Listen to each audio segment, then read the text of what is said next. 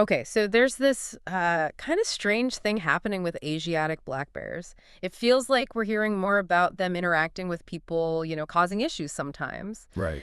And yet their overall populations are actually, well, shrinking. It's almost like a paradox, isn't it? The more conflict, the more vulnerable they seem to get. It really is a conservation puzzle. And these bears, they're found across quite a range, um, 18 different countries in Asia. Yeah. But yeah, as a species, they're listed as vulnerable. So for this deep dive, we're heading to a really key spot to understand this better, right? Exactly. We're focusing on the Khangchendzonga Biosphere Reserve. It's in the eastern Himalayas in India. And you should think of this place as like a major biodiversity hotspot. A hot spot, meaning lots of different species live there. Yeah, loads of plants and animals. Sure. And it's crucial because it sort of connects India with Nepal, China, Bhutan. It's a really important corridor. Gotcha. So if you've ever wondered, how scientists actually study wildlife, like how they figure out where animals live or maybe how conservation efforts get targeted. Or even just why certain animals prefer certain spots. Exactly. Then this look into the lives of these Himalayan black bears should offer some really cool insights.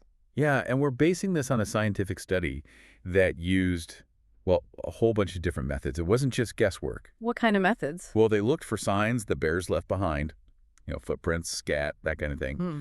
But they also used camera traps. Ah, the hidden cameras. Yep, hidden cameras placed in the forest for like 3 years, snapping pictures when animals walk by. Yeah. And they even used all that data to build computer models to predict where the bears are most likely to hang out. Okay, so our mission today basically is to understand where these bears in Khangchendzonga live, why they choose those spots, and what that all means for protecting them. And we'll break it down simply, even if you're totally new to wildlife conservation stuff. Perfect. Okay, let's jump in. First off, tell us a bit more about these Asiatic black bears. You said there are 8 bear species globally. That's right, 8 species. Mhm. And the Asiatic black bear, Ursus tibetanus, is definitely a conservation priority. They're facing some pretty serious threats. And the study points to the main culprits being habitat loss. Yeah, primarily habitat shrinkage and habitat degradation. Yeah. Basically, the places they live are getting smaller and less suitable for them. Which pushes them closer to people, I guess. Exactly. And that, unfortunately, leads to more human-bear conflict. The study notes that, tragically, fatal bear attacks are more common in developing countries like India and Nepal. It's a really difficult situation for both the bears and the local communities. So how bad is it for them overall? You mentioned vulnerable. What does that mean in conservation terms? So the IUCN, that's the International Union for Conservation of Nature, they classify them as vulnerable.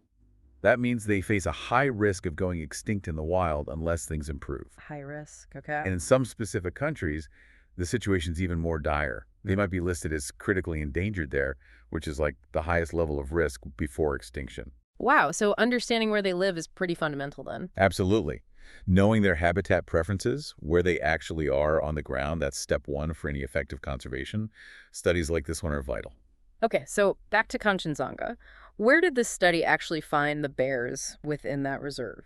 What was really striking was that almost all the evidence, like 98% of the signs and photos, came from temperate and subalpine habitats. Temperate and subalpine, so like mid to high elevations. Yeah, I think mountain forests, generally above 1,900 meters or so. They're not really down in the lower valleys much. Any exceptions? There was one pretty rare sighting way up in the alpine zone, even higher up during the summer. But that seemed unusual. Mostly they stuck to 2 main forest types. Which were? Broadleaf forests, Right. trees that lose their leaves, and coniferous forests, the evergreen cone-bearing ones. Right, okay. So mountain forests, specific types, specific heights, but within those areas, what makes a spot particularly good for a bear? What are they looking for? That's the key question, isn't it? And the study dug into this, using those methods we talked about, the sign surveys, the camera traps, over 3 years. And you mentioned something called occupancy modeling. Sounds a bit technical. Yeah, occupancy modeling. Let me try to explain it simply. Think about trying to know if squirrels visit your garden. You might not see one every single time you look out the window, right? Right. But I might see nibbled nuts or a dray. Exactly. Occupancy modeling is kind of like that for scientists. It's a statistical way to estimate the probability that a species is using a particular area, even if you don't detect it on every single visit or with every camera trap picture. Ah, okay. It accounts for the fact that you might just miss them sometimes, even if they are around. Precisely. It helps correct for that imperfect detection, so it gives a more robust picture of where the bears are actually spending their time. Got it. So what did this modeling reveal? What's the bear's top priority? Well, the most important factor, especially before hibernation, Okay, in the autumn. yeah, leading up to winter. The biggest thing was the presence of acorn-producing trees in that temperate zone. Acorns are incredibly important. They're packed with calories, with fat. Like little energy bombs for them? Totally. They need that fat to survive the winter when food is scarce. So where the acorns are, that's largely where the bears need to be before they get up. If those acorn sources vanish, it's a huge problem. A huge problem for their survival and maybe drives conflict if they look elsewhere. Absolutely. It could definitely push them towards human areas searching for alternative food. Do we know which specific trees provide these crucial acorns there? The main study focused on the presence of any acorn producers, but yeah, related research in the area mentions several kinds. Things like different oaks, Quercus species, and also trees in the Castanopsis and Lithocarpus groups, even walnut trees. Okay, so a variety of nut-producing trees are key pre-winter. But what about after they wake up? Springtime. That's where it got interesting. The study found that after hibernation, no single habitat features seemed to be the dominant driver of where they went. Really? Why is that? The researchers think it's likely because the bears disperse more then. They're probably looking for a wider variety of foods that become available, new shoots, berries, insects, maybe small animals.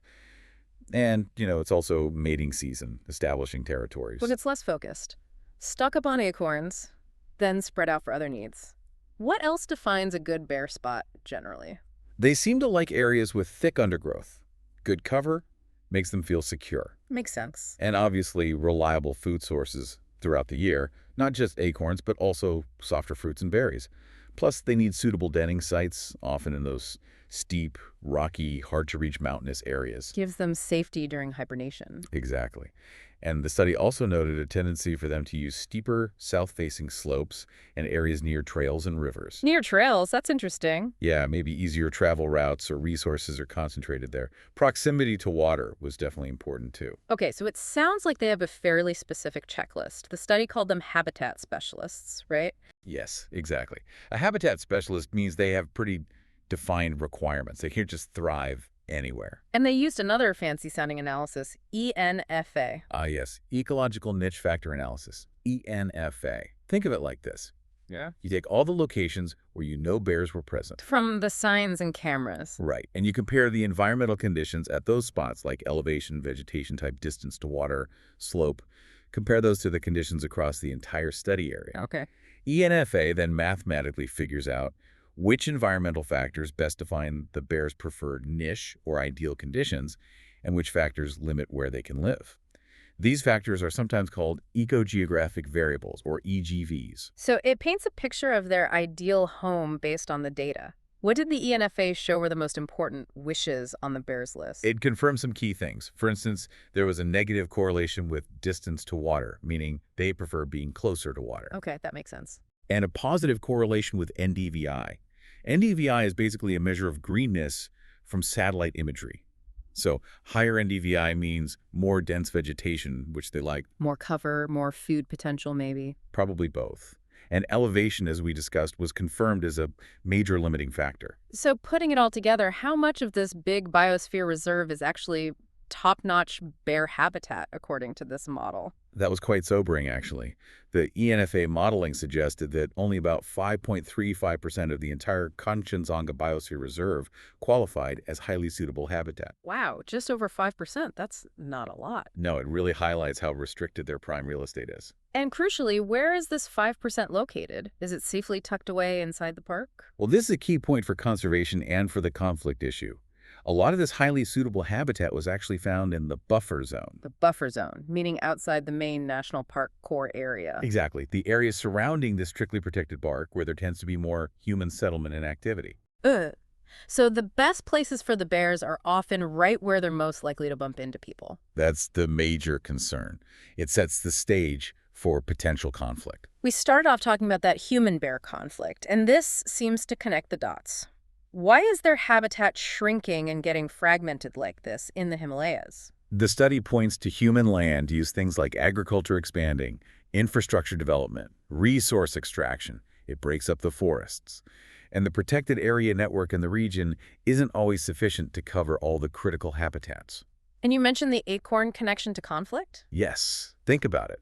If those natural food sources, especially acorns before winter, become scarce due to habitat degradation or maybe poor fruiting years, The bears get hungry and desperate. they might be forced to look for food in villages or farms, leading to crop raiding or livestock predation. Even other human activities like collecting bamboo locally can add pressure and increase the chances of encounters. So protecting those mast trees, those acorn producers, is actually a conflict mitigation strategy too. Definitely. Conserving those trees and perhaps managing how acorns are collected by people could be really important. And there's another benefit. What's that? Protecting black bears often means protecting large areas of forest. Because they need this specific habitat, conserving them acts like an umbrella. An umbrella species, how does that work? It means that by protecting the habitat needed for the bears, this umbrella species, you automatically protect many other plants and animals that live in the same ecosystem. So conserving bears helps conserve overall biodiversity. Protect the bear, protect the whole neighborhood, basically. Pretty much. It's an efficient way to think about conservation. The study also mentioned something about bear density being low in this area compared to other Himalayan regions. Yes, the researchers noted that the population density seemed relatively low, which is a conservation concern. Smaller populations can be more vulnerable. But there is a glimmer of hope regarding connectivity. Yeah, despite the low density, the study did identify some areas that look really important as potential corridors, pathways that could allow bears to move between populations in India and Nepal. Like wildlife highways for bears. Exactly. Keeping those connections open is vital so populations don't become isolated islands. The researchers really stressed the need to protect these key patches and improve that connectivity. And they suggested more research, too. Of course, things like using radio collars to track individual bears more closely or doing genetic studies to understand population health and movement better, that would give even finer detail for management and conflict reduction. Okay, so let's wrap this up. If we boil it down, what are the key takeaways from this deep dive on Khangchendzonga's black bears? I think the big things are these bears are habitat specialists. They really need those temperate and subalpine forests, especially the ones with acorns before winter. Right, the pre-hibernation fuel. Exactly. And the fact that their best habitat is limited and often overlaps with human use areas in the buffer zone is a major driver of conflict. Which means conservation needs to be really targeted, focusing on those specific areas and resources. Precisely. It also shows how understanding the ecological details what an animal really needs is crucial for crafting conservation plans that actually work. And work for both the bears and the local people living alongside them. It's a great example of how science informs real-world action. Definitely. So, something to maybe leave you thinking about. In our world where human development keeps expanding, how do we strike that balance? How do we meet our needs while also making space for wildlife like the Asiatic black bear? And importantly, what role can and should local communities play in finding solutions that reduce conflict and help ensure these incredible animals survive? Big questions, but really important ones to grapple with.